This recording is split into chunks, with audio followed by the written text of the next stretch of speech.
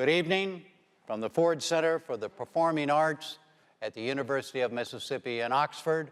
I'm Jim Lara of the NewsHour on PBS, and I welcome you to the first of the 2008 presidential debates between the Republican nominee, Senator John McCain of Arizona, and the Democratic nominee, Senator Barack Obama of Illinois. The Commission on Presidential Debates is the sponsor of this event and the three other presidential and vice presidential debates coming in October. Tonight's will primarily be about foreign policy and national security, which by definition includes the global financial crisis. It will be divided roughly into 9-minute segments. Direct exchanges between the candidates and moderator follow-ups are permitted after each candidate has 2 minutes to answer the lead question in an order determined by a coin toss. The specific subjects and questions were chosen by me. They have not been shared or cleared with anyone. The audience here in the hall has promised to remain silent. No cheers, no applause, no noise of any kind, except right now as we welcome Senators Obama and McCain.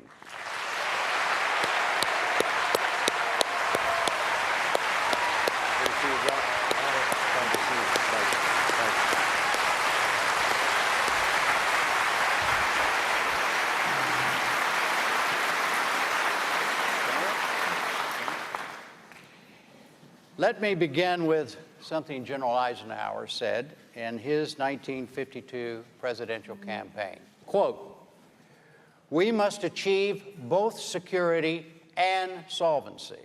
In fact, the foundation of military strength is economic strength," end quote. With that in mind, the first lead question. Gentlemen, at this very moment tonight, where do you stand on the financial recovery plan? First response to you, Senator Obama, you have 2 minutes. Well, thank you very much, Jim, and thanks to the Commission and the University of Mississippi Ole Miss for hosting us tonight. I can't think of a more important time for us to talk about the future of the country. We are at a defining moment in our history. Our nation is involved in 2 wars, and we are going through the worst financial crisis since the Great Depression. And although we've heard a lot about Wall Street, those of you on Main Street, I think, have been struggling for a while, and you recognize that this could have an impact on all sectors of the economy. And you're wondering, how's it going to affect me? How's it going to affect my job? How's it going to affect my house? How's it going to affect my retirement savings or my ability to send my children to college? So we have to move swiftly, and we have to move wisely. And I've put forward a series of proposals that make sure that we protect taxpayers as we engage in this important rescue effort. Number one, we've got to make sure that we've got oversight over this whole process. $700 billion potentially is a lot of money. Number two, we've got to make sure that taxpayers, when they are putting their money at risk, have the possibility of getting that money back and gains if the market and when the market returns. Number three, we've got to make sure that none of that money is going to pad CEO bank accounts or to promote golden parachutes.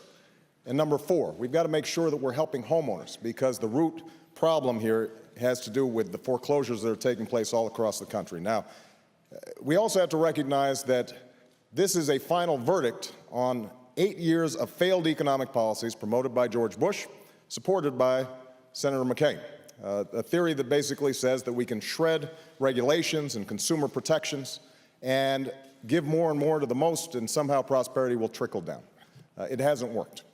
And I think that the fundamentals of the economy have to be measured by whether or not the middle class is getting a fair shake. That's why I'm running for president, and that's what I hope we're going to be talking about tonight. Senator McCain, 2 minutes. Well, thank you, Jim, and thanks to everybody. And I do have a sad note tonight. Senator Kennedy is in the hospital. He's a dear and beloved friend to all of us. Our thoughts and prayers go out to the Lion of the Senate. I also want to thank the University of Mississippi for hosting us tonight. And Jim, I've been not feeling too great about a lot of things lately, so have a lot of Americans who are facing challenges. But I'm feeling a little better tonight, and I'll tell you why. Because as we're here tonight in this debate, we are seeing, for the first time in a long time, Republicans and Democrats together sitting down, trying to work out a solution to this fiscal crisis that we're in. And have no doubt about the magnitude of this crisis. And we're not talking about failure of institutions on Wall Street. We're talking about failures on Main Street and people who will lose their jobs and their credits and their homes if we don't fix the greatest fiscal crisis probably, certainly in our time. And I've been around a little while.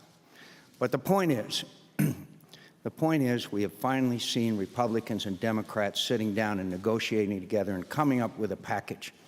This package has transparency in it. It has to have accountability and oversight. It has to have options for loans to failing businesses rather than the government taking over those loans. It has to have a package with a number of other essential elements to it.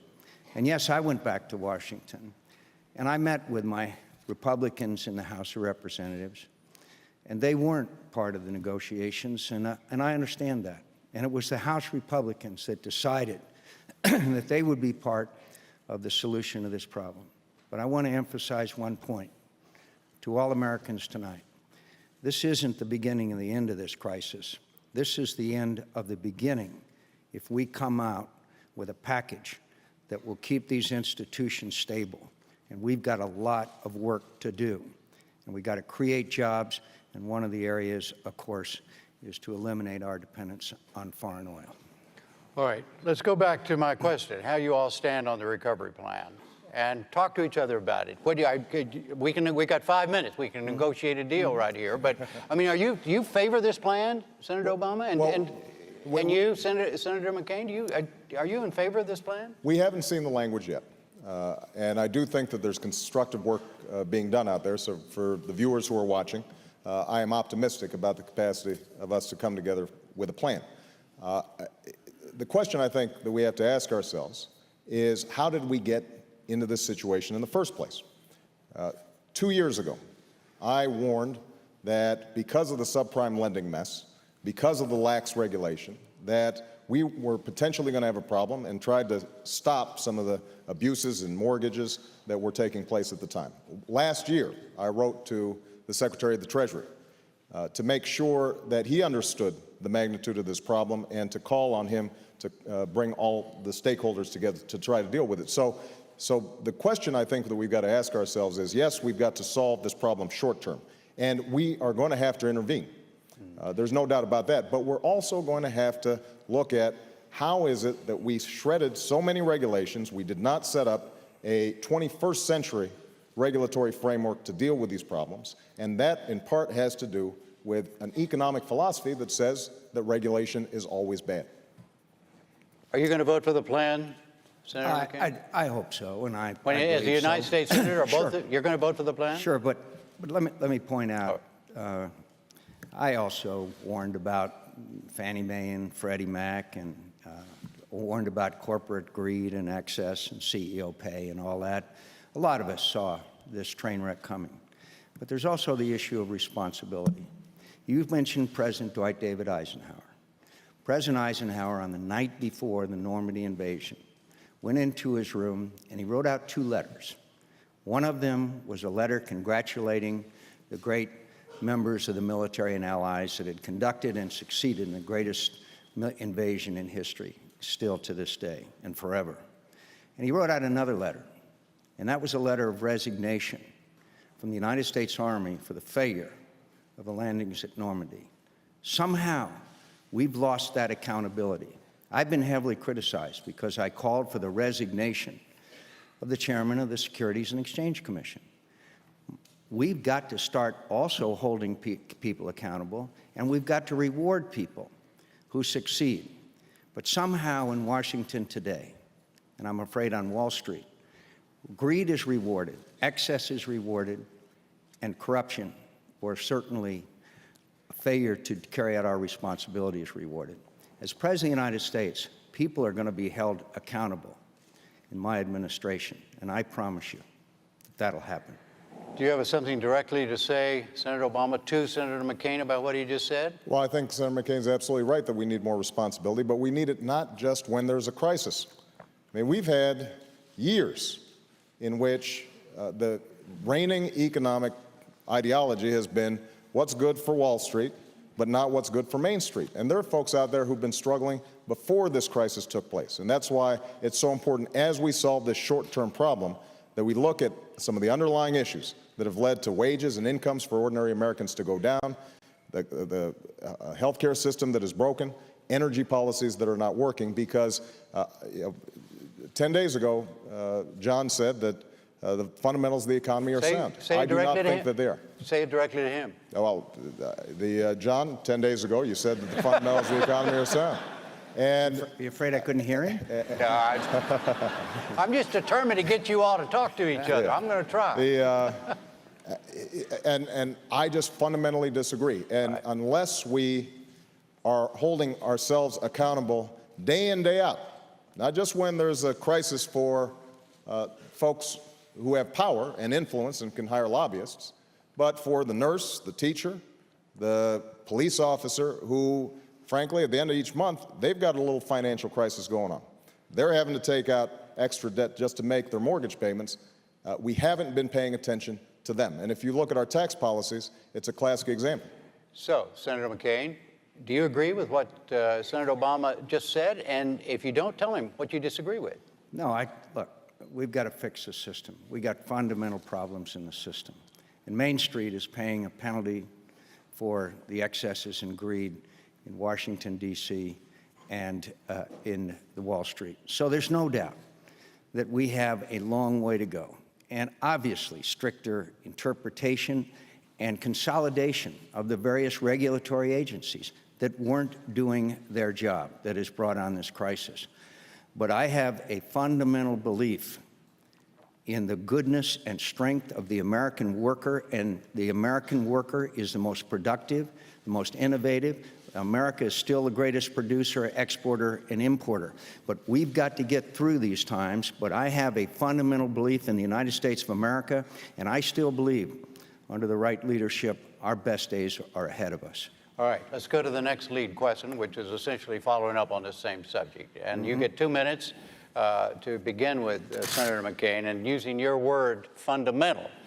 Are there fundamental differences between your approach and Senator Obama's approach to what you would do as president to lead this country out of the financial crisis? Well, the first thing we have to do is get spending under control in Washington. It's completely out of control.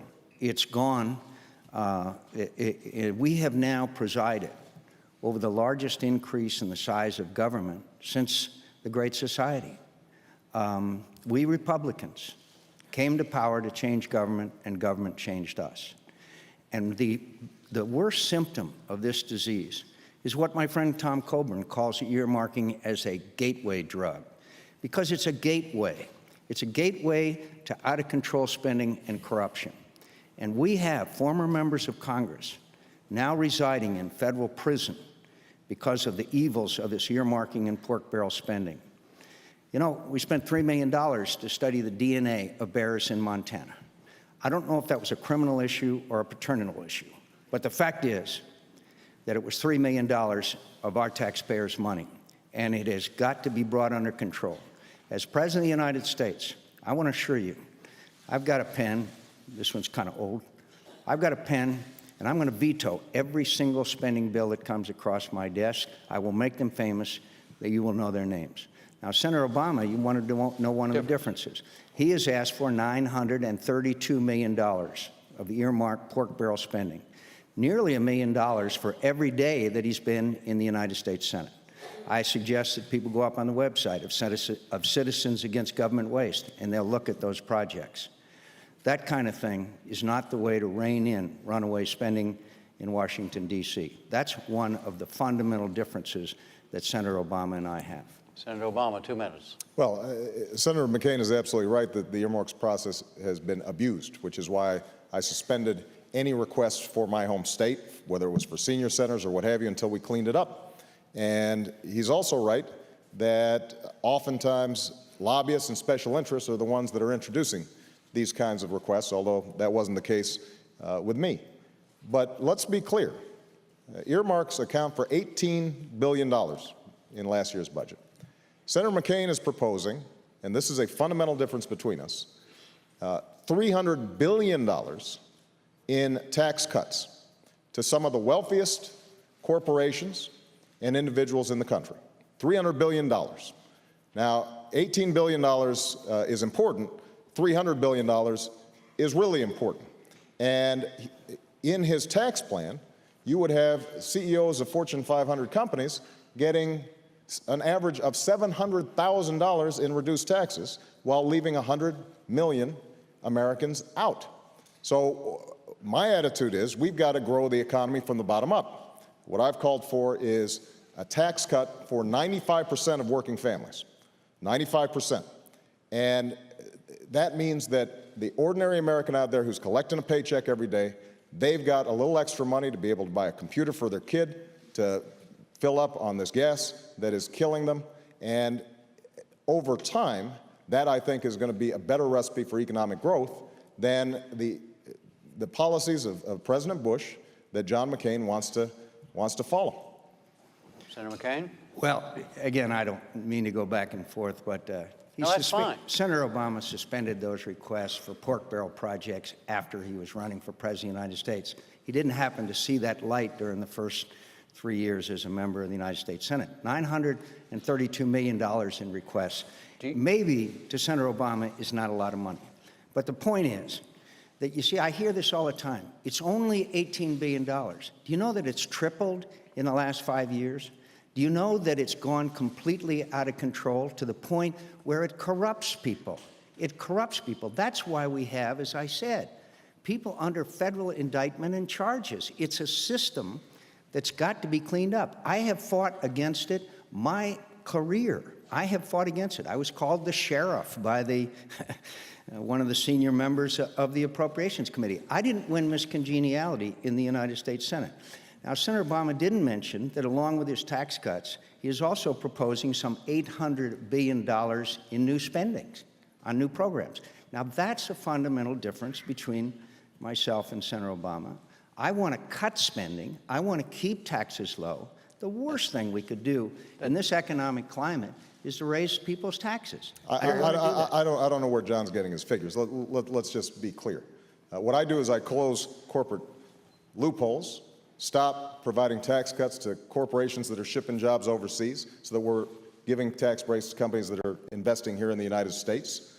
I make sure that we have a health care system that allows for everyone to have basic coverage. I think those are pretty important priorities, and I pay for every dime of it. But let's go back to the original point. John, nobody is denying that $18 billion is important. And absolutely we need earmark reform. And when I'm president, I will go line by line to make sure that we are not spending money unwisely. But the fact is that eliminating earmarks alone is not a recipe for how we're going to get the middle class back on track. And when you look at your tax policies that are directed primarily at those who are doing well, and you are neglecting people who are really struggling right now, I think that is a continuation of the last 8 years, and we can't afford another 4. Respond directly to him about that, to Senator Obama about that, about he's made it twice now, about your policies about tax cuts. Well, let me give you an example of what Senator Obama finds objectionable. The business tax. Right now, the United States of America business pays the second highest business taxes in the world, 35%. Ireland pays 11%. Now, if you're a business person and you can locate any place out in the world, then obviously, if you go to the country where it's 11% tax versus 35, you're going to be able to create jobs, increase your business, make more investment, et cetera. I want to cut that business tax. I want to cut it so that businesses will remain in the United States of America and create jobs. But again, I want to return. It's a lot more than $18 billion in pork barrel spending. I can tell you it's rife. It's throughout. The United States Senate will take up a continuing resolution tomorrow or the next day, sometime next week, with 2,000. Look at them, my friends. Look at them. You'll be appalled.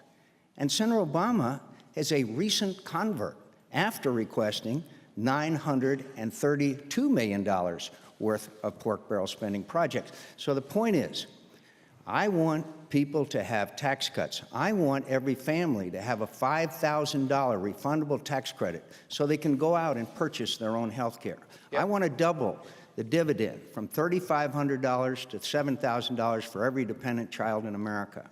I know that the worst thing we could possibly do is to raise taxes on anybody, and a lot of people might be interested in Senator Obama's definition of rich.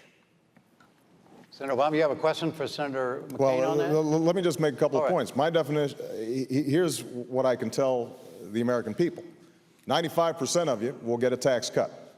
And if you make less than $250,000, less than $250,000 a year, then you will not see one dime's worth of tax increase. Now, John mentioned the fact that business taxes on paper are high in this country, and he's absolutely right. Here's the problem. There are so many loopholes that have been written into the tax code, oftentimes with support of Senator McCain, that we actually see our businesses pay effectively one of the lowest tax rates in the world. And what that means then is that there are people out there who are working every day, who are not getting a tax cut, and you want to give them more. It's not like you want to close the loopholes. You just want to add an additional tax cut over the loopholes, and that's a problem. Just one last point I want to make. Senator McCain talked about providing a $5,000 health credit.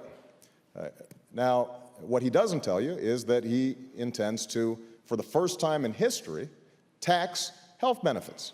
So you may end up getting a $5,000 tax credit. Here's the only problem. Your employer now has to pay taxes on the health care that you're getting from your employer.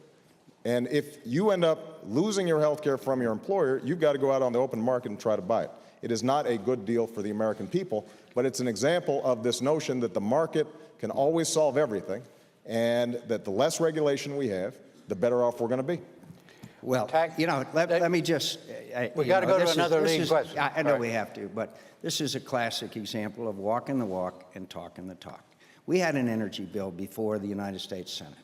It was festooned with Christmas tree ornaments. It had all kinds of breaks for the oil companies. I mean, billions of dollars worth. I voted against it. Senator Obama voted for it. John, you want to give oil companies another $4 billion? You've got to look at our records. That's the important thing. Who fought against wasteful and earmarked spending? Who has been the person who has tried to keep spending under control? Who is the person who has believed that the best thing for America is to have a tax system that is fundamentally fair? And I've fought to simplify it, and I have proposals to simplify it. Let's give every American a choice. 2 tax brackets, generous dividends, and let Americans choose whether they want the existing tax code or they want a new tax code. And so, again, look at the record, particularly the energy bill. But again, Senator Obama has shifted on a number of occasions. He has voted in the United States Senate to increase taxes on people who make as low as $42,000 a year. That's just a fact. Again, you can look it up. Look, it's just not true. And if we want to talk about oil company profits, under your tax plan, John, this is undeniable, oil companies would get an additional $4 billion in tax breaks. Now, look, we all would love to lower taxes on everybody. But here's the problem. If we are giving them to oil companies, then that means that there are those who are not going to be getting them. In all due respect, you already gave them to the oil companies. But John, the fact of the matter is that I was opposed to those tax breaks, tried to strip them out. We've got an energy bill on the Senate floor right now that contains some good stuff, some stuff you want, including drilling offshore. But you're opposed to it because it would strip away those tax breaks that have gone to oil companies. All right. All right. Speaking of things that both of you want, another lead question, and it has to do with the rescue system, the financial rescue thing that I started asking about. Yeah. And the first answer is to you, Senator Obama. As president, as a result of whatever financial rescue plan comes about, and the $1 billion, $700 billion, whatever it is it's going to cost, what are you going to have to give up in terms of the priorities that you would bring as President of the United States as a result of having to pay for the financial rescue plan? Well, there are a range of things that are probably going to have to be delayed. We don't yet know what our tax revenues are going to be. The economy is slowing down, so it's hard to anticipate right now what the budget's going to look like next year. But there's no doubt that we're not going to be able to do everything that I think needs to be done. There are some things that I think have to be done. We have to have energy independence. So I've put forward a plan to make sure that in 10 years' time, we have freed ourselves from dependence on Middle Eastern oil by increasing production at home, but most importantly, by starting to invest in alternative energy, solar, wind, biodiesel, making sure that we're developing the fuel-efficient cars of the future right here in the United States, in Ohio and Michigan, instead of Japan and South Korea. We have to fix our healthcare system, which is putting an enormous burden on families. A report just came out that the average deductible went up 30% on American families. They are getting crushed, and many of them are going bankrupt as a consequence of healthcare. I'm meeting folks all over the country. We have to do that now because it'll actually make our businesses and our families better off. The third thing we have to do is we've got to make sure that we're competing in education. We've got to invest in science and technology. China had a space launch and a spacewalk. We've got to make sure that our children are keeping pace in math and in science, and one of the things I think we have to do is make sure that college is affordable for every young person in America.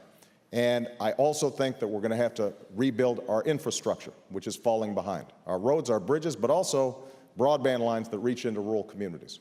Also making sure that we have a new electricity grid to get the alternative energy to population centers that are using them. So there's some things that we've got to do structurally to make sure that we can compete in this global economy.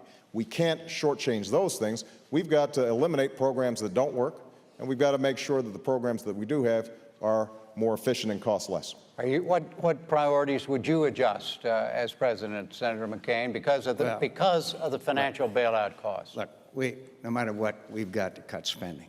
We have, as I said, we've let government get completely out of control. Senator Obama has the most liberal voting record in the United States Senate. It's hard to reach across the aisle from that far to the left. The point is we need to examine every agency of government. First of all, by the way, I'd eliminate ethanol subsidies. I oppose ethanol subsidies. I think that we have to return, particularly in defense spending, which is the largest part of our appropriations, we have to do away with cost-plus contracts. We now have defense systems that the costs are completely out of control. We tried to build a little ship called the Littoral Combat Ship that was supposed to cost $140 million, ended up costing $400 million, and we still haven't done it. So we need to have fixed cost contracts. We need very badly to understand that defense spending is very important and vital, particularly in the new challenges we face in the world, but we have to get a lot of the cost overruns under control. I know how to do that. I saved the taxpayers $6.8 billion by fighting a contract that was negotiated between Boeing and DOD that was completely wrong. And we fixed it, and we killed it, and people ended up in federal prison. So I know how to do this, because I've been involved in these issues for many, many years. But I think that we have to examine every agency of government and find out those that are doing their job and keep them, and find out those that aren't and eliminate them. And we'll have to scrub every agency of government. But if I hear the two of you correctly, neither one of you is suggesting any major changes in what you want to do as president as a result of the financial bailout. Is that what you're saying? No, as I said before, Jim, there are going to be things that end up having to be deferred and delayed. Well, look, I want to make sure that we are investing in energy in order to free ourselves from dependence on foreign oil. Now, that is a big project. That is a multi-year project. But you're not willing to give that up. Well, I'm not willing to give up the need to do it, but there may be individual components of it that we can't do. But John's right that we've got to make some cuts. We right now give $15 billion every year as subsidies to private insurers under the Medicare system. It doesn't work any better through this private insurers, they just skim off $15 billion. That was a giveaway. And part of the reason is because lobbyists are able to shape how Medicare works. They did it on the prescription drug bill. They've done it with respect to Medicare. And we are going to have to change the culture. One of the, John mentioned me being wildly liberal. Mostly that's just me opposing George Bush's wrong-headed policies since I've been in Congress. But I think that it is also important to recognize that I worked with Tom Coburn, one of the most conservative Republicans, who John already mentioned, to set up what we call a Google for government, which says that we are going to list every dollar of federal spending to make sure that the taxpayer can take a look and see who, in fact, is promoting some of these spending projects that John's been railing about. What I'm trying to get at is this. Excuse me, if I may, Senator. Is trying to get at that you all, one of you is going to be the President of the United States come January, after in the middle of a huge financial crisis that is yet to be resolved. And what I'm trying to get at is how this is going to affect you, not in very specific small ways, but in major ways in the approach you would take as to the presidency. Well, how about a spending freeze on everything but defense, veteran affairs, and entitlement programs? Spending freeze? I think we ought to seriously consider, with the exceptions of caring for our veterans, national defense, and several other vital issues. Would you go for that? Well, the problem with a spending freeze is you're using a hatchet where you need a scalpel. There are some programs that are very important that are currently underfunded.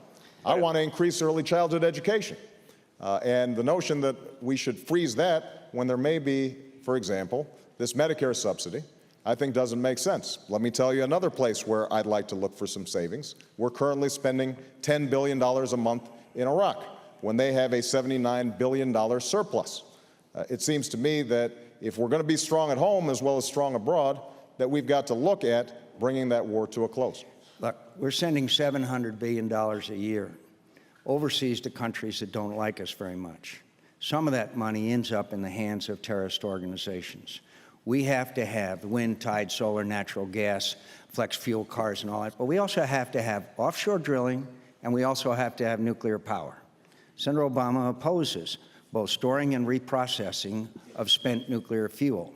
You can't get there from here. And the fact is that we can create 700,000 jobs by constructing 45 new nuclear power plants by the year 2030. Nuclear power is not only important as far as eliminating our dependence on foreign oil, but it's also important as far as climate change is concerned, an issue that I have been involved in for many, many years, and I'm proud of the work that I've done there, along with Senator Clinton. Let me see, before we go to another lead question, let me see if I could figure out a way to ask the same question a slightly different way here. Are you willing to acknowledge, both of you, that this financial crisis is going to affect the way you rule the country as President of the United States beyond the kinds of things that you've already said? I mean, is it a major move? Is it going to have a major effect? There is no doubt that it's going to affect our budgets. There is no doubt about it. Not only, even if we get all $700 billion back, let's assume the markets recover, we're holding assets long enough that eventually taxpayers get it back. And that happened during the Great Depression when Roosevelt purchased a whole bunch of homes. Over time, home values went back up, and in fact, government made a profit.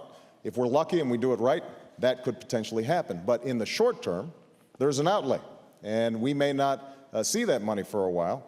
And because the economy is slowing down, I think we can also expect less tax revenue. So there's no doubt that as president, I'm going to have to make some tough decisions. The only point I want to make is this, that in order to make those tough decisions, we've got to know what our values are and who we're fighting for and what our priorities are.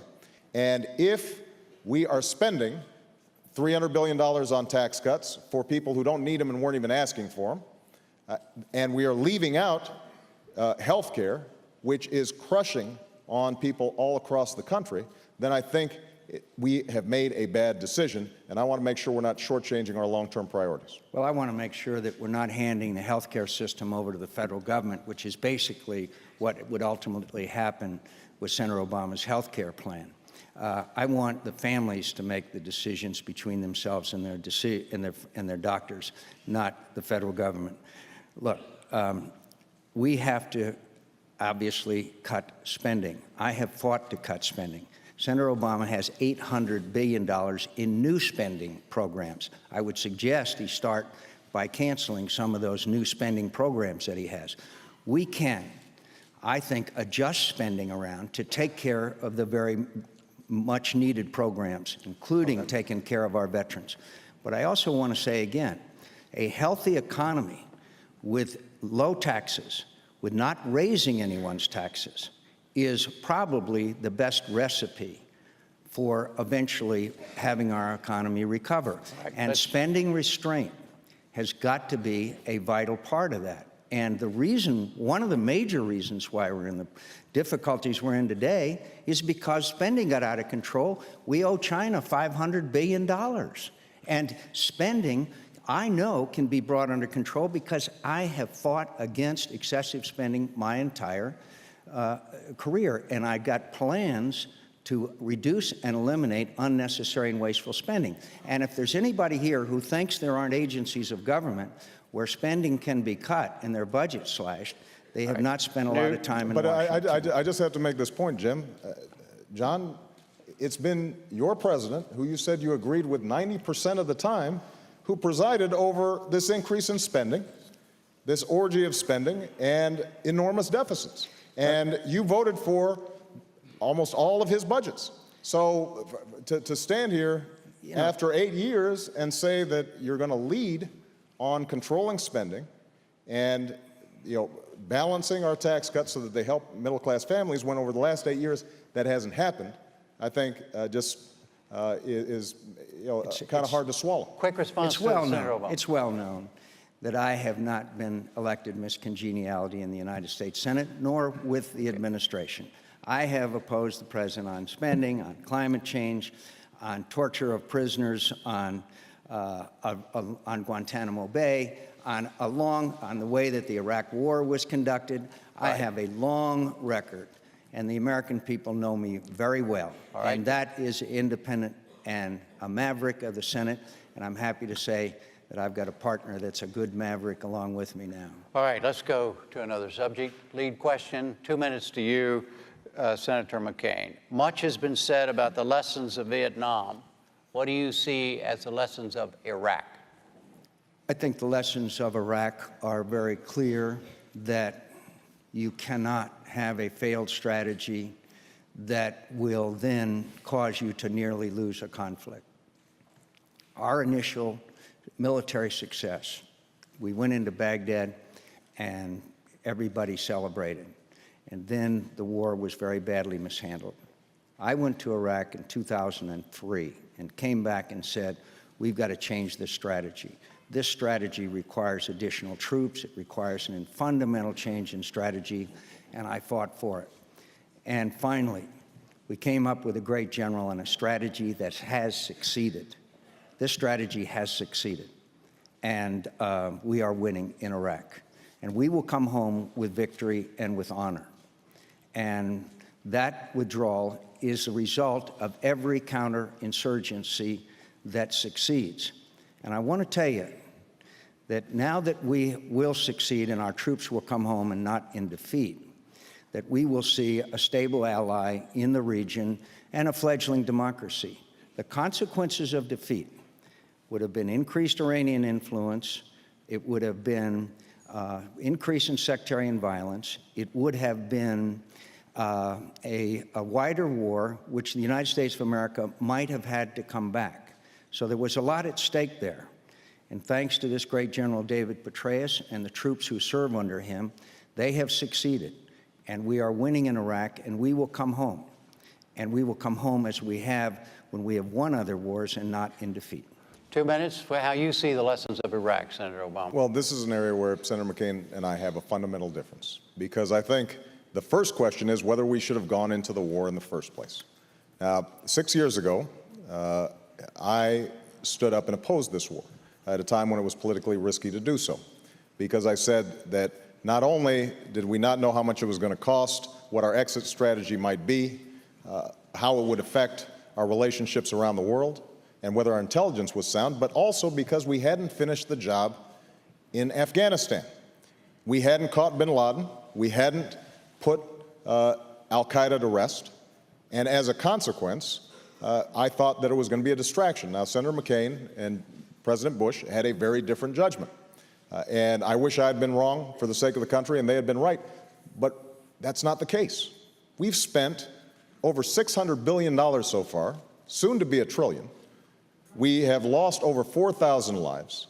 We have seen 30,000 wounded, and most importantly, from a strategic national security perspective, al-Qaeda is resurgent, stronger now than at any time since 2001. We took our eye off the ball.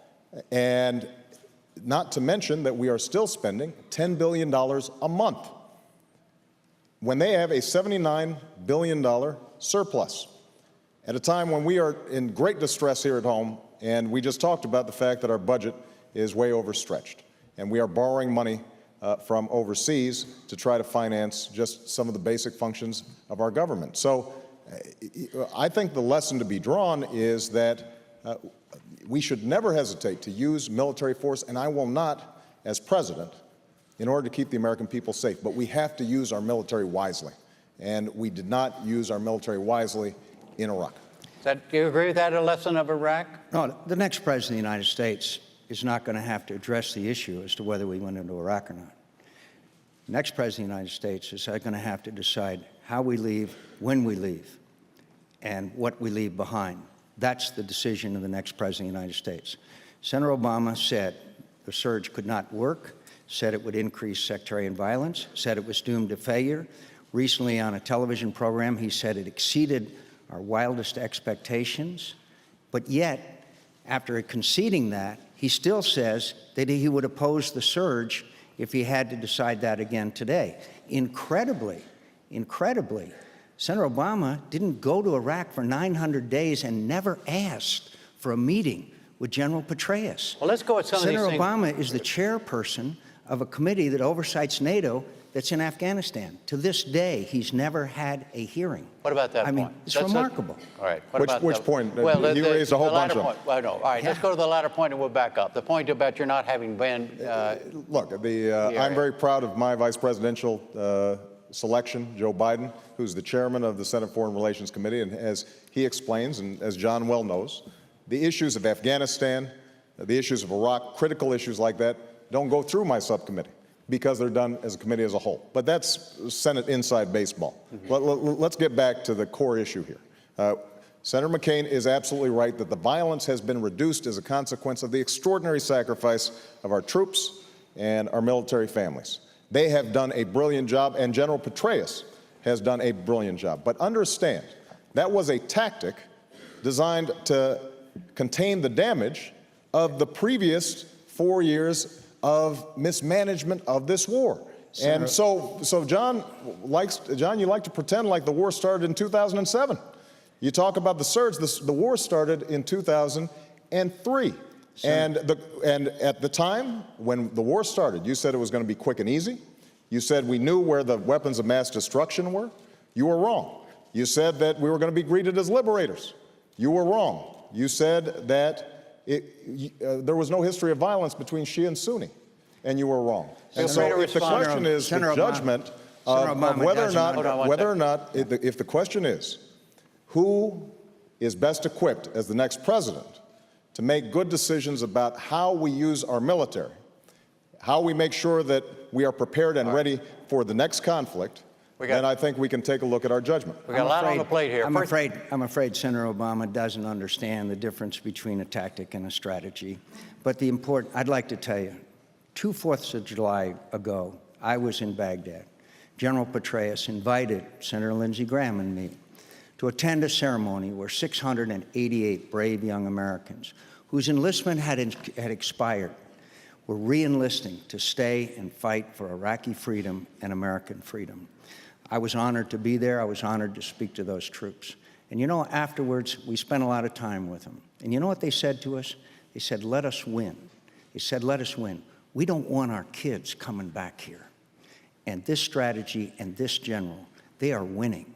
Senator Obama refuses to acknowledge that we are winning in Iraq. They just passed an an election law just in the last few days. There is social economic progress and a strategy of going into an area, clearing and holding, and the people of the country then become allied with you. They inform on the bad guys, and peace comes to the country and prosperity. That's what's happening in Iraq, and it wasn't a tactic. Let me see. It was a strategy, and that same strategy will be employed in Afghanistan by this great general. Jim, and Senator Obama, who after promising not to vote to cut off funds for the troops, did the incredible thing of voting to cut off the funds for the troops in Iraq and Afghanistan. Jim, there are a whole bunch of things we got to answer. First of all, let's talk about this troop funding issue, because John always brings this up. Senator McCain opposed funding for troops in legislation that had a timetable because he didn't believe in a timetable. I opposed funding a mission that had no timetable and was open-ended, giving a blank check to George Bush. We had a difference on the timetable. We didn't have a difference on whether or not we were going to be funding troops. We had a legitimate difference, and I absolutely understand the difference between tactics and strategy. And the strategic question that the president has to ask is not whether or not we are employing a particular approach in the country once we have made the decision to be there. The question is, was this wise? We have seen Afghanistan worsen, deteriorate. We need more troops there. We need more resources there. Senator McCain, in the rush to go into Iraq, said, you know what, we've been successful in Afghanistan. There is nobody who can pose a threat to us there. This is a time when bin Laden was still out, and now they've reconstituted themselves. Secretary of Defense Robert Gates himself acknowledges the war on terrorism started in Afghanistan, and it needs to end there.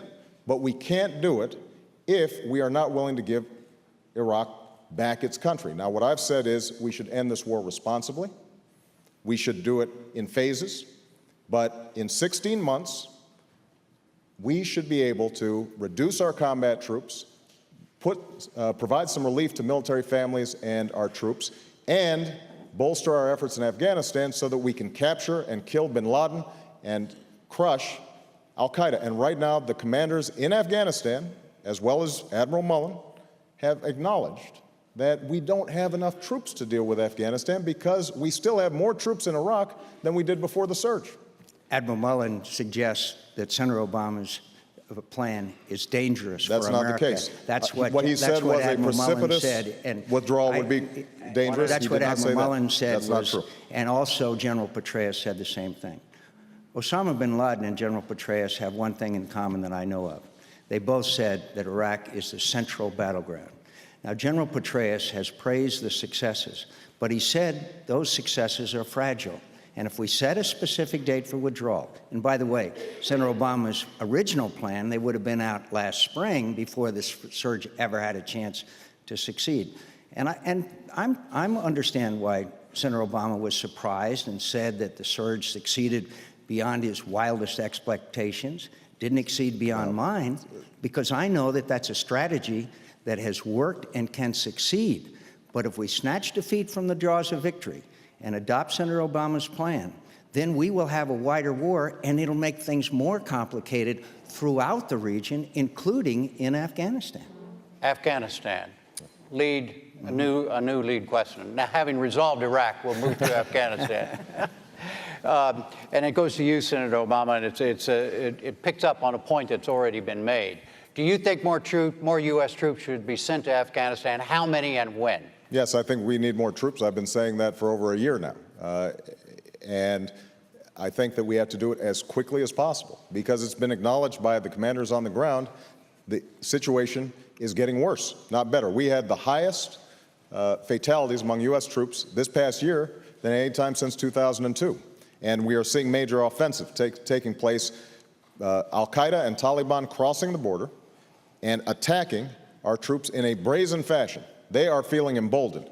And we cannot separate Afghanistan from Iraq because what our commanders have said is we don't have the troops right now to deal with Afghanistan. So I would send 2 to 3 additional brigades to Afghanistan. Now, keep in mind that we have 4 times the number of troops in Iraq, where nobody had anything to do with 9/11 before we went in, where, in fact, there was no al-Qaeda before we went in.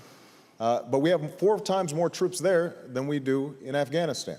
And that is a strategic mistake because every intelligence agency will acknowledge that al-Qaeda is the greatest threat against the United States, and that Secretary of Defense Gates acknowledged the Central Front, that the place where we have to deal with these folks is going to be in Afghanistan and in Pakistan. So here's what we have to do comprehensively, though. It's not just more troops. We have to press the Afghan government to make certain that they are actually working for their people. And I've said this to President Karzai. Number 2, we've got to deal with a growing poppy trade that has exploded over the last several years. Number 3, we've got to deal with Pakistan because al-Qaeda and the Taliban have safe havens in Pakistan, across the border in the northwest regions. And although, under George Bush, with the support of Senator McCain, we've been giving them $10 billion over the last 7 years, they have not done what needs to be done to get rid of those safe havens. And until we do, Americans here at home are not going to be safe. Afghanistan, Senator McCain.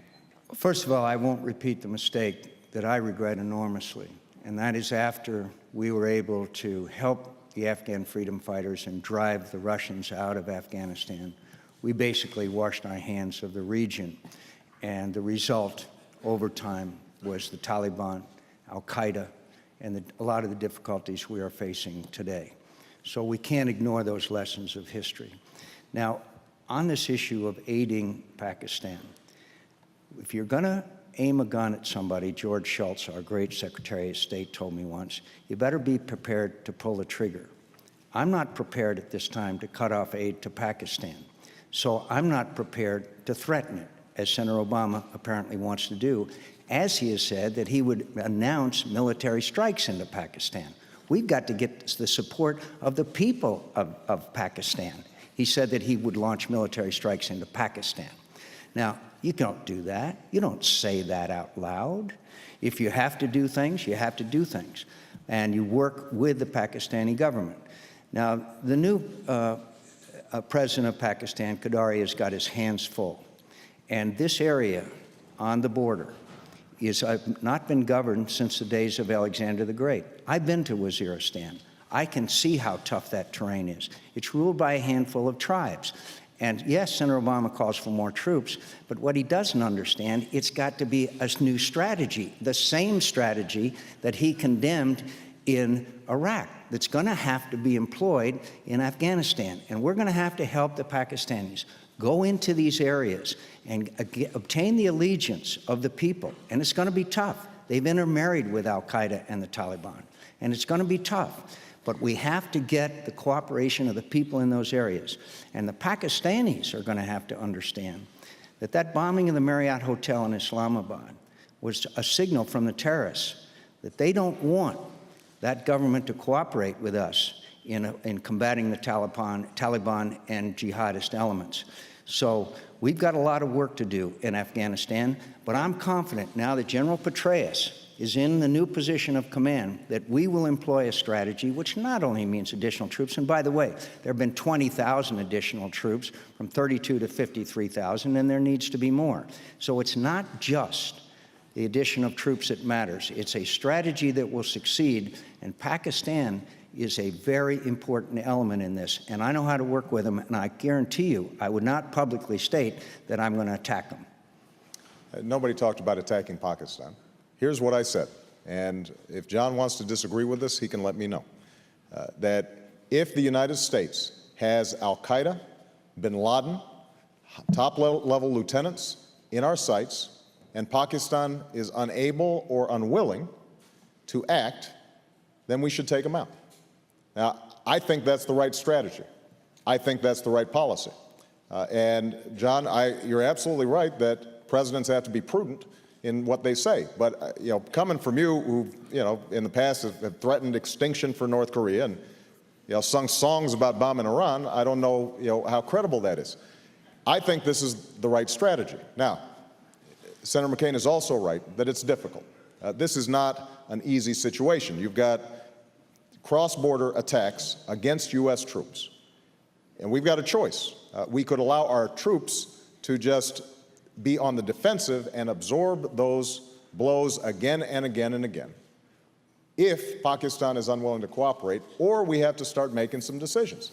And the problem, John, with the strategy that's been pursued was that for 10 years, we coddled Musharraf, we alienated the Pakistani population because we were anti-democratic. We had a 20th century mindset that basically said, well, you know, he may be a dictator, but he's our dictator. And as a consequence, we lost legitimacy in Pakistan. We spent $10 billion. And in the meantime, they weren't going after al-Qaeda, and they are more powerful now than any time since we began the war in Afghanistan. That's going to change when I'm President of the United States.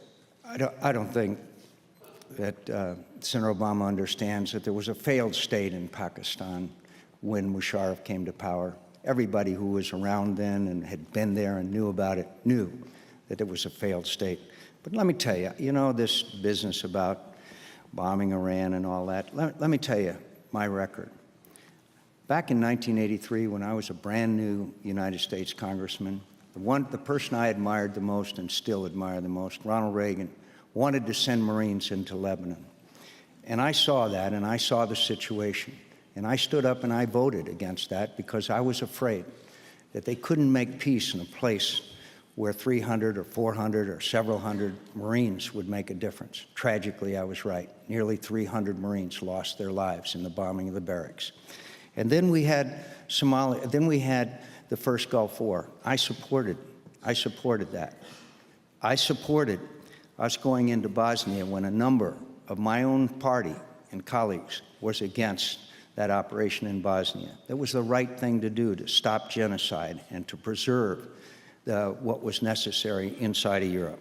I supported what we did in Kosovo. I supported it because ethnic cleansing and genocide was taking place there. And I have a record. And Somalia, I opposed that we should turn the force in Somalia from a peacekeeping force into a peacemaking force, which they were not capable of. So I have a record. I have a record of being involved in these national security issues, which involve the highest responsibility and the toughest decisions that any president can make, and that is to send our young men and women into harm's way. And I'll tell you, I had a town hall meeting in Wolfboro, New Hampshire, and a woman stood up and she said, Senator McCain, I want you to do me the honor of wearing a bracelet with my son's name on it. He was 22 years old and he was killed in combat outside of Baghdad, Matthew Stanley, before Christmas last year. This was last August, a year ago.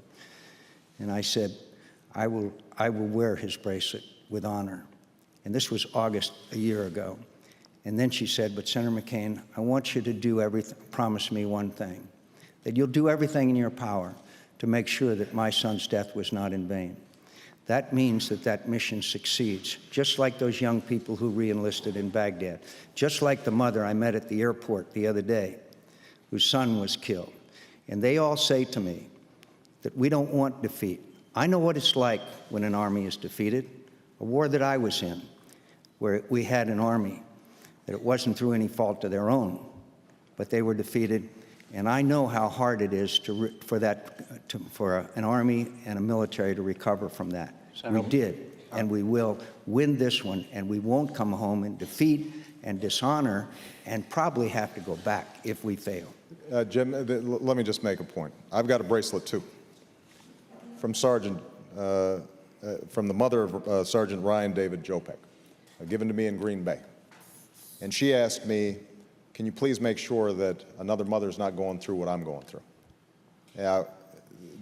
No U.S. soldier ever dies in vain because they are carrying out the missions of their commander-in-chief.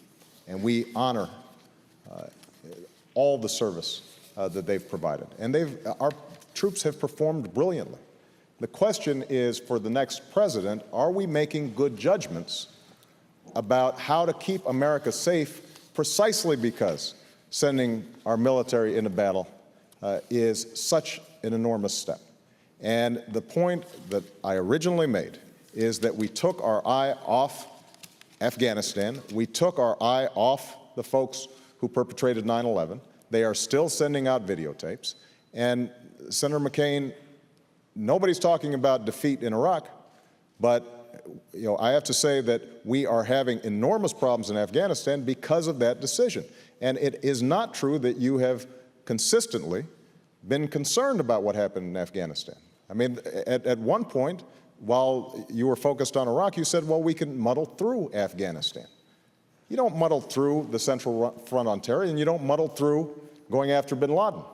You don't muddle through stamping out the Taliban.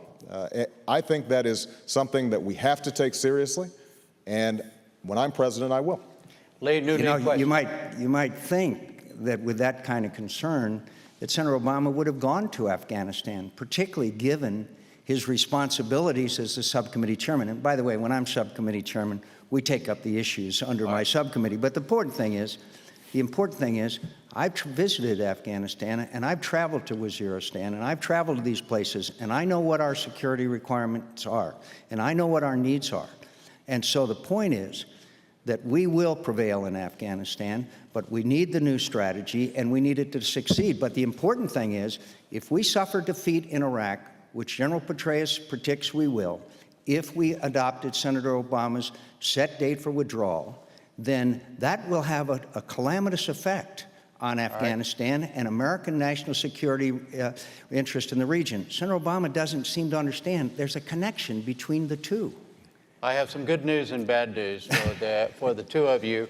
You all are even on time, which is remarkable, considering we've been going at it. It's a testimony to you, Jim. Well, I don't know about that. But the bad news is that all my little 5-minute things have run over. So anyhow, we'll adjust as we get there. But the amount of time is even. New lead question, and it goes 2 minutes to you, Senator McCain. What is your reading of the threat from Iran right now to the security of the United States?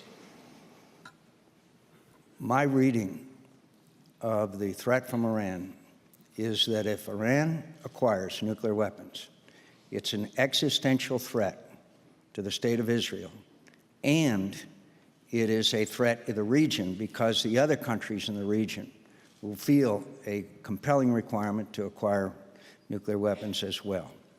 Now, we cannot allow a second Holocaust. Let's just make that very clear. But I have proposed for a long time, and I've had conversation with foreign leaders about forming a league of democracies. Let's be clear, and let's have some straight talk. The Russians are preventing significant action in the United Nations Security Council. I have proposed a league of democracies, a group of people, a group of countries that share common interests, common values, common ideals, and they also control a lot of the world's economic power. We could impose significant, meaningful, painful sanctions on the Iranians that I think could have a beneficial effect. The Iranians have a lousy government, so therefore their economy is lousy, even though they have significant oil revenues. So I am convinced that together we can, with the French, with the British, with the Germans, and other countries, democracies around the world, we can affect Iranian behavior. But have no doubt that the Iranians continue on the path to the acquisition of a nuclear weapon as we speak tonight. And it is a threat not only in the region, but around the world. But I'd also like to point out the Iranians are putting the most lethal IEDs into Iraq, which are killing young Americans. There are special groups in Iran that are coming into Iraq and are being trained in Iran. And there is the Republican Guard in Iran, which Senator Kyle had an amendment in order to declare them a sponsor of terror. Senator Obama said that would be provocative. So this is a serious threat. This is a serious threat to the security in the world. And I believe we can act, and we can act with our friends and allies and reduce that threat as quickly as possible. But have no doubt about the ultimate result of them acquiring nuclear weapons. 2 minutes on Iran. Senator Obama. Let me just correct something very quickly. I believe that the Republican Guard of Iran is a terrorist organization. I've consistently said so. What Senator McCain refers to is a measure in the Senate that would try to broaden the mandate inside of Iraq to deal with Iran. And ironically, the single thing that has strengthened Iran over the last several years has been the war in Iraq. Iraq was Iran's mortal enemy. That was cleared away. And what we've seen over the last several years is Iran's influence grow.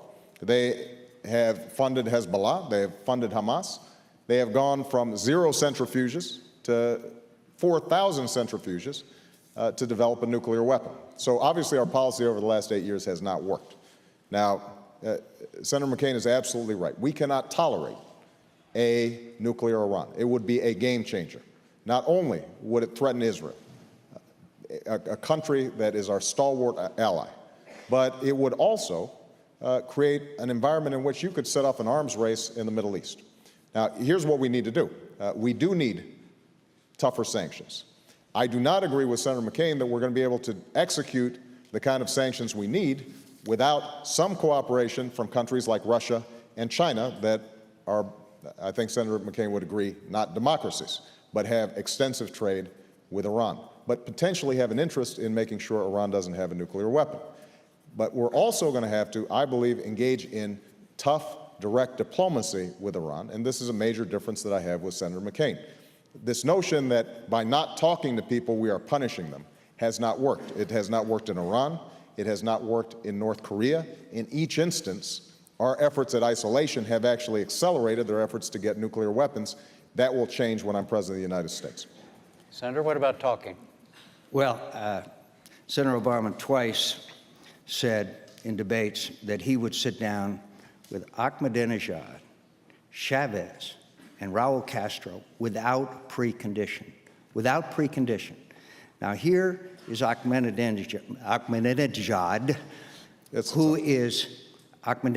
who is now in New York talking about the extermination of the state of Israel, of wiping Israel off the map. And we're going to sit down without precondition across the table to legitimize and give a propaganda platform to a person that is espousing the extermination of the state of Israel and therefore then giving them more credence in the world arena and therefore saying they've probably been doing the right thing because you will sit down across the table from them and that will legitimize their illegal behavior.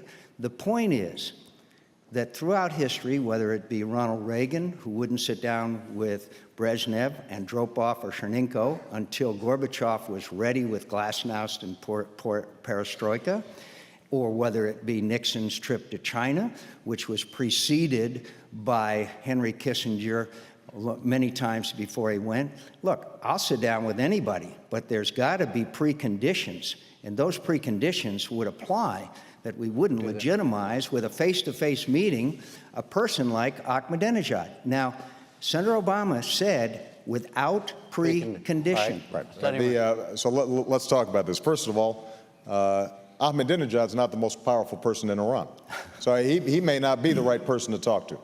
But I reserve the right, as President of the United States, to meet with anybody at a time and place of my choosing if I think it's going to keep America safe. And I'm glad that Senator McCain brought up the history, the bipartisan history, of us engaging in direct diplomacy. Senator McCain mentioned Henry Kissinger, who's one of his advisors, who, along with 5 recent secretaries of state, just said that we should meet with Iran, guess what, without precondition. This is one of your own advisors. Now, understand what this means without preconditions. It doesn't mean that you invite them over for tea one day. What it means is that we don't do what we've been doing, which is to say, until you agree to do exactly what we say, we won't have direct contacts with you. There's a difference between preconditions and preparation. Of course we've got to do preparation, starting with low-level diplomatic talks. And it may not work because Iran is a rogue regime. But I will point out that I was called naive when I suggested that we need to look at exploring contacts with Iran.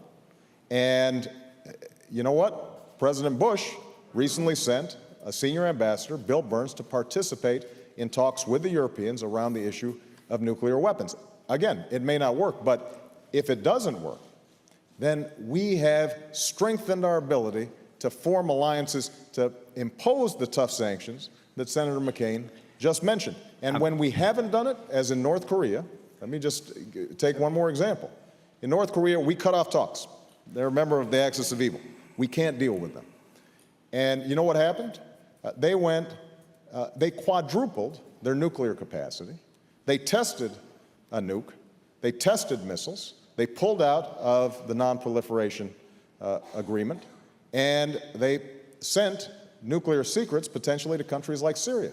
When we re-engaged, because again, the Bush administration reversed course on this, then we have at least made some progress, although right now, because of the problems in North Korea, we are seeing it on shaky ground. And I just have to make this general point that the Bush administration, some of Senator McCain's own advisors, all think this is important.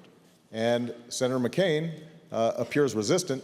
He even said the other day that he would not meet potentially with the Prime Minister of Spain because he wasn't sure whether they were aligned with us. I mean, Spain is a NATO ally. Of course. If we can't meet with our friends, I don't know how we're going to lead the world in terms of dealing with critical issues like terrorism. I'm not going to set the White House visitor schedule before I'm President of the United States. I don't even have a seal yet. Look, Dr. Kissinger did not say that he would approve of face-to-face meetings between the President of the United States and and Ahmadinejad. He did not say that. Of course not. He said that there could be secretary-level and lower-level meetings. I've always encouraged them. The Iranians have met with Ambassador Crocker in Baghdad. What Senator Obama doesn't seem to understand, that if without precondition you sit down across the table from someone who has called Israel a stinking corpse and wants to destroy that country and wipe it off the map, you legitimize those comments. This is dangerous. It isn't just naive, it's dangerous. And so we just have a fundamental difference of opinion. As far as North Korea is concerned, our Secretary of State, Madeleine Albright, went to North Korea. By the way, North Korea, most repressive and brutal regime probably on earth. The average South Korean is 3 inches taller than the average North Korean, a huge gulag. We don't know what the status of the dear leader's health is today, but we know this, that the North Koreans have broken every agreement that they've entered into. And we ought to go back to a little bit of Ronald Reagan's trust but verify, and certainly not sit down across the table from without precondition, as Senator Obama said he did twice. I mean, it's just dangerous. Look, I mean, Senator McCain keeps on using this example that suddenly the president would just meet with somebody without doing any preparation, without having low-level talks. Nobody's been talking about that. And Senator McCain knows it. There's a mischaracterization of my position. When we talk about preconditions, and Henry Kissinger did say we should have contacts without preconditions, the idea is that we do not expect to solve every problem before we initiate talks. And the Bush administration has come to recognize that it hasn't worked. This notion that we are simply silent when it comes to our enemies, and the notion that we would sit with Ahmadinejad and not say anything while he's spewing his nonsense and his vile comments is ridiculous. Nobody's even talking about that. So let me get this right. We sit down with Ahmadinejad and he says, we're going to wipe Israel off the face of the earth. And we say, no, you're not? Yeah, oh, please. No, by the way, my friend Dr. Kissinger, who's been my friend for 35 years, would be interested to hear this conversation and Senator Obama's depiction of his positions on the issue. I've known him for 35 years, and I guarantee you he would not say that presidential top level. Of course he encourages, and other people encourage contacts and negotiations and all other things. We do that all the time. We're going to go to a new lead. Senator Obama is parsing words when he says precondition means preparation. I am not parsing words. I'm using my friend. the same words that your advisors use. Please go ahead. New lead question. Russia goes to you. 2 minutes, Senator Obama. How do you see the relationship with Russia? Do you see him as a competitor? Do you see him as an enemy? Do you see him as a potential partner? Well, I think that given what's happened over the last several weeks and months, our entire Russian approach has to be evaluated because a resurgent and very aggressive Russia is a threat to the peace and stability of the region. Their actions in Georgia were unacceptable. They were unwarranted. And at this point, it is absolutely critical for the next president to make clear that we have to follow through on our six-point ceasefire.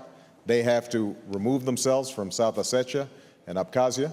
It is absolutely important that we have a unified alliance and that we explain to the Russians that you cannot be a 21st century superpower or power and act like a 20th century dictatorship. And we also have to affirm all the fledgling democracies in that region. The Estonians, the Lithuanians, the Latvians, the Poles, the Czechs, that we are in fact going to be supportive and in solidarity with them in their efforts. They are members of NATO, and to countries like Georgia and the Ukraine, I think we have to insist that they are free to join NATO if they meet the requirements, and they should have a membership action plan immediately to start bringing them in. Now, we also can't return to a Cold War posture with respect to Russia.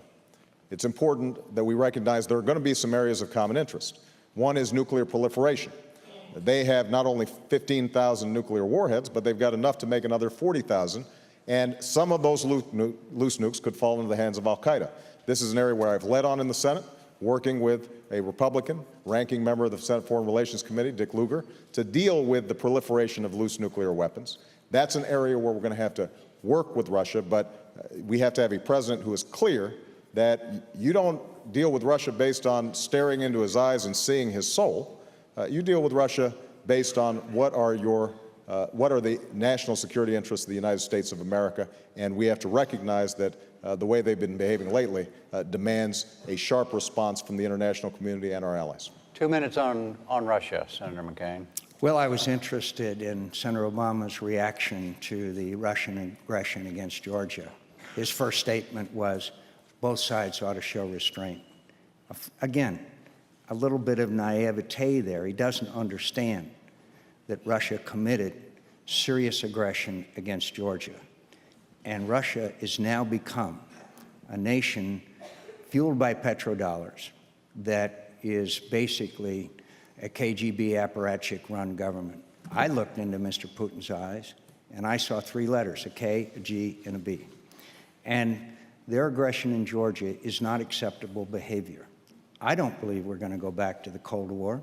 I am sure that that will not happen. But I do believe that we need to bolster our friends and allies. And that wasn't just about a problem between Georgia and Russia. It had everything to do with energy. There's a pipeline that runs from the Caspian through Georgia through Turkey. And of course, we know that the Russians control other sources of energy into Europe, which they have used from time to time. It's not accidental that the presidents of Latvia, Estonia, Lithuania, Poland, and Ukraine flew to Georgia, flew to Tbilisi, where I have spent a significant amount of time with a great young president, Misha Saakashvili. And they showed solidarity with them, but also they are very concerned about the Russian threats to regain their status of the old Russian Empire. Now, I think the Russians ought to understand that we will support, we, the United States, will support the inclusion of Georgia and Ukraine and the natural process, inclusion into NATO. We also ought to make it very clear that the Russians are in violation of their ceasefire agreement. They have stationed additional troops in Abkhazia and South Ossetia. By the way, I went there once, and we went inside and drove in, and there was a huge poster. And this is Georgian territory, and there was a huge picture of Vladimir Putin, and it said, Vladimir Putin, our president. It was very clear the Russian intentions towards Georgia. They were just waiting to seize the opportunity. So this is a very difficult situation. We want to work with the Russians, but we also have every right to expect the Russians to behave in a fashion in keeping with a country who respects international boundaries and the norms of international behavior. And watch Ukraine. This whole thing has got a lot to do with Ukraine, Crimea, the base of the Russian fleet in Sevastopol, and the breakdown of the political process in Ukraine between Tymoshenko and Yushchenko is a very serious problem. So watch Ukraine, and let's make sure that the Ukrainians understand that we are their friend and ally. Do you have a major difference with what he just said? No, actually, I think Senator McCain and I agree for the most part on these issues. Obviously, I disagree with this notion that somehow we did not forcefully object to Russians going into Georgia. I immediately said that this was illegal and objectionable. And absolutely, I wanted a cessation of the violence because it put an enormous strain on Georgia. And that's why I was the first to say that we have to rebuild the Georgian economy and called for $1 billion that has now gone in to help them rebuild. Because part of Russia's intentions here was to weaken the economy to the point where President Saakashvili was so weakened that he might be replaced by somebody that Putin favored more. 2 points I think are important to think about when it comes to Russia. Number one is we have to have foresight and anticipate some of these problems. So back in April, I warned the administration that you had Russian peacekeepers in Georgian territory. That made no sense whatsoever. And what we needed to do was replace them with international peacekeepers and a special envoy to resolve the crisis before it boiled over. That wasn't done, but had it been done, it's possible we could have avoided the issue. The second point I want to make is the issue of energy. Russia is in part resurgent, and Putin is feeling powerful because of petrodollars, as Senator McCain mentioned. That means that we, as one of the biggest consumers of oil, 25% of the world's oil, have to have an energy strategy, not just to deal with Russia, but to deal with many of the rogue states we've talked about, Iran, Venezuela. And that means, yes, increasing domestic production and offshore drilling, but we only have 3% of the world's oil supplies, and we use 25% of the world's oil. So we can't simply drill our way out of the problem. What we're going to have to do is to approach it through alternative energy like solar and wind and biodiesel, and yes, nuclear energy, clean coal technology. And I've got a plan for us to make a significant investment over the next 10 years to do that. And I have to say, Senator McCain and I think, agree on the importance of energy, but Senator McCain mentioned earlier the importance of looking at a record. Over 26 years, Senator McCain voted 23 times against alternative energy like solar and wind and biodiesel. And so we've got to walk the walk and not just talk the talk when it comes to energy independence, because this is probably going to be just as vital for our economy and the pain that people are feeling at the pump, and winter's coming and home heating oil, as it is our national security and the issue of climate change that's so important. We've got time for one more lead question segment. We're way out of. You could be a quick response, and no we'll go to the next. No one from Arizona is against solar, and Senator Obama says he's for nuclear, but he's against reprocessing and he's against storing. So it's hard to get there from John, there. I'm sorry. And offshore drilling is also something that is very important, and it is a bridge. And we know that if we drill offshore and exploit a lot of these reserves, it will help, at least temporarily, relieve our energy requirements, and it will have, I think, an important effect on the price of a barrel of oil. Very quickly, just to correct the record. I want to say that with the Nunn-Lugar thing, I supported Nunn-Lugar back in the early 1990s when a lot of my colleagues didn't. That was the key legislation at the time and put us on the road to eliminating this issue of nuclear waste and the nuclear fuel that has to be taken care of. I just have to correct the record here. I have never said that I object to nuclear waste. What I've said is that we have to store it safely. All right. And Senator McCain, he says, he talks about Arizona. I've got to make this point, Jim. Okay. He objects. I voted for alternate fuel all of my time. One at a time. No one can be opposed to alternate energy. Let's move on. You got one more energy. You got one more question. Last lead question. You have 2 minutes each, and the question is this, beginning with you, Senator McCain. What do you think the likelihood is that there would be another 9/11 type attack on the continental United States? I think it's much less than it was the day after 9/11. I think that we have a safer nation, but we are a long way from safe. And I want to tell you that one of the things I'm most proud of, among other, because I have worked across the aisle. I have a long record on that, on a long series of reforms. But after 9/11, Senator Joe Lieberman and I decided that we needed a commission. And that was a commission to investigate 9/11 and find out what happened and fix it. And we were opposed by the administration, another area where I differed with this administration. And we were stymied until the families of 9/11 came. And they descended on Washington, and we got that legislation passed. And there were a series of recommendations, as I recall, more than 40. And I'm happy to say that we've gotten written into law most of those reforms recommended by that commission. I'm proud of that work. Again, bipartisan, reaching across the aisle, working together, Democrat and Republican alike. So we have a long way to go in our intelligence services. We have to do a better job in human intelligence, and we've got to make sure that we have people who are trained interrogators so that we don't ever torture a prisoner ever again.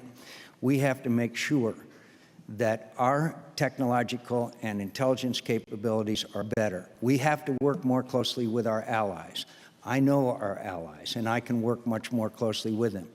But I can tell you that I think America is safer today than it was in 9/11. But that doesn't mean that we don't have a long way to go. And I'd like to remind you also, as a result of those recommendations, we probably had the largest reorganization of government since we established the Defense Department. And I think that those men and women in those agencies are doing a great job. But we still have a long way to go before we can declare America safe, and that means doing a better job along our borders as well. 2 minutes, Senator Obama. Well, first of all, I think that we are safer in some ways. Obviously, we've poured billions of dollars into airport security.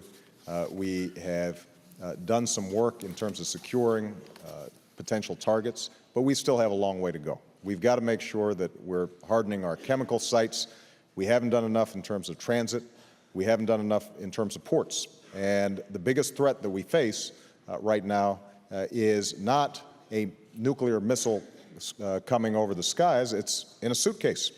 This is why the issue of nuclear proliferation is so important. It is the biggest threat to the United States is a terrorist getting a hands on nuclear weapons. And we are spending billions of dollars on missile defense.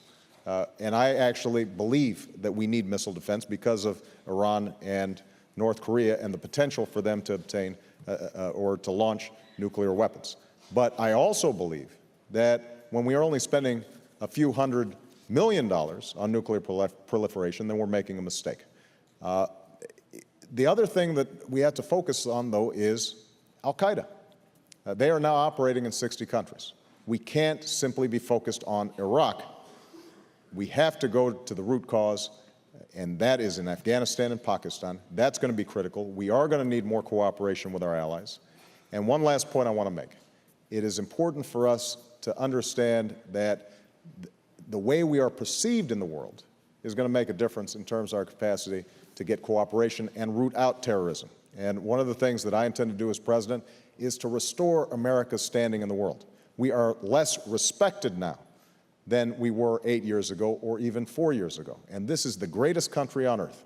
But because of some of the mistakes that have been made, and I give Senator McCain great credit on the torture issue for having identified that as something that undermines our long-term security. Because of those things, we, I think, are going to have a lot of work to do in the next administration to restore that sense that America's that shining beacon on a hill. You agree? There's much to be done in a new administration to restore, well, I won't repeat what you.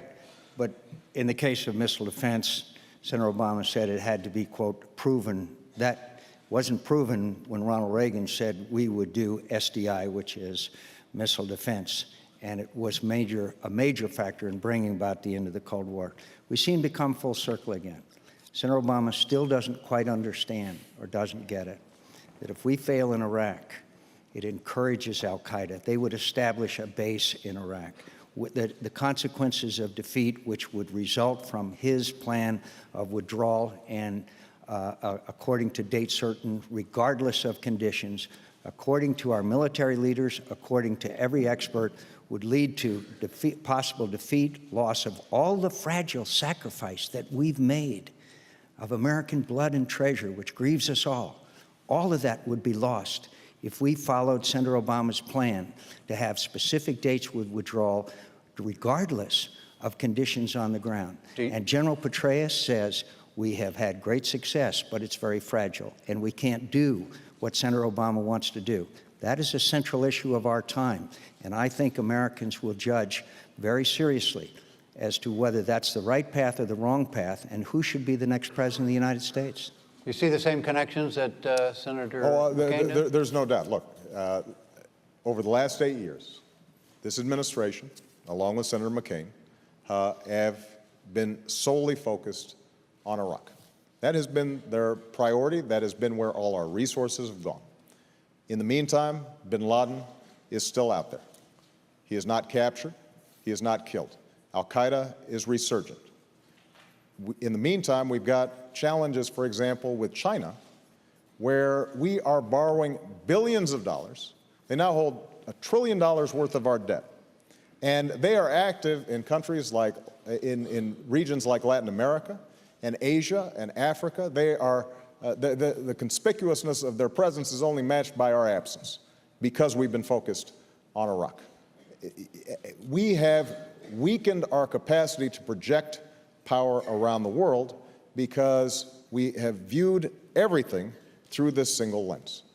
Not to mention, look at our economy. We are now spending $10 billion or more every month. And that means we can't provide health care to people who need it. We can't invest in science and technology, which will determine whether or not we are going to be competitive in the long term. There has never been a country on earth that saw its economy decline and yet maintained its military superiority. So this is a national security issue. We haven't adequately funded veterans care. I sit on the Veterans Affairs Committee, and we've got, I meet veterans all across the country who are trying to figure out, how can I get disability payments? I've got post-traumatic stress disorder, and yet I can't get treatment. So we have put all chips in right there, and nobody is talking about losing this war. What we're talking about is recognizing that the next president has to have a broader strategic vision about all the challenges that we face. That's been missing over the last 8 years. That sense is something that I want to restore. I've been involved, as I mentioned to you before, in virtually every major national security challenge we've faced in the last 20-some years. There are some advantages to experience and knowledge and judgment.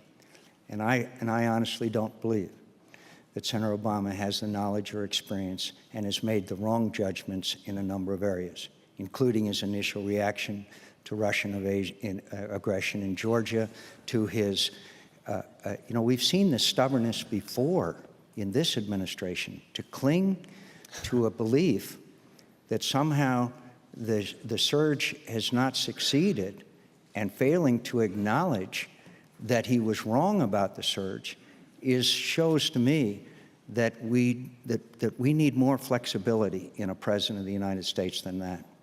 As far as our other issues that he brought up are concerned, I know the veterans, I know them well, and I know that they know that I'll take care of them. And I've been proud of their support and their recognition of my service to the veterans. And I love them, and I'll take care of them, and they know that I'll take care of them. And that's going to be my job. But also, I have the ability and the knowledge and the background to make the right judgments to keep this country safe and secure. Reform, prosperity, and peace. These are major challenges to the United States of America. I don't think I need any on-the-job training. I'm ready to go at it right now. Well, let me just make a closing point. My father came from Kenya. That's where I get my name. And in the 60s, he wrote letter after letter to come to college here in the United States, because the notion was that there was no other country on earth where you could make it if you try. The ideals and the values of the United States inspired the entire world. I don't think any of us can say that our standing in the world now, the way children around the world look at the United States, is the same. And part of what we need to do, what the next president has to do, and this is part of our judgment, this is part of how we are going to keep America safe, is to send a message to the world that we are going to invest in issues like education. We are going to invest in issues that relate to how ordinary people are able to live out their dreams. And that is something that I'm going to be committed to as President of the United States. A few seconds, we're almost finished. Jim, when I came home from prison, I saw our veterans being very badly treated, and it made me sad. And I embarked on an effort to resolve the POW-MIA issue, which we did in a bipartisan fashion. And then I worked on normalization of relations between our two countries so that our veterans could come all the way home. I guarantee you, as President of the United States, I know how to heal the wounds of war, I know how to deal with our adversaries, and I know how to deal with our friends. And that ends this debate tonight. On October 2nd, next Thursday, also at 9 p.m. Eastern Time, the two vice presidential candidates will debate at Washington University in St. Louis. My PBS colleague Gwen Eiffel will be the moderator. For now, from Oxford, Mississippi, thank you, Senators, both. I'm Jim Lara. Thank you, and good night. Good job, John. Good job. Good job. Good job. Thank you.